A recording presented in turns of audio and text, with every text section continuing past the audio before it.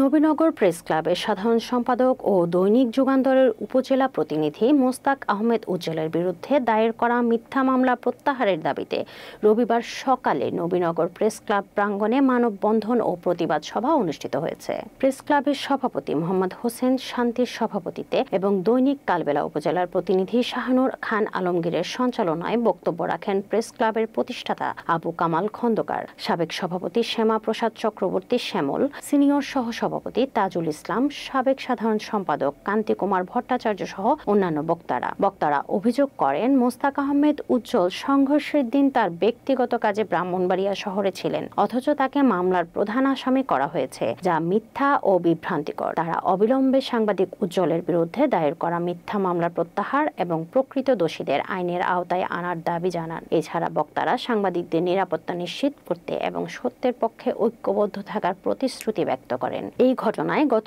29 April নবীনগরের Salimganj ইউনিয়নের বাড্ডা ও বাড়াইল গ্রামের সংঘর্ষে আজিজ মিয়া নিহত হন এবং অন্তত 30 জন আহত হন।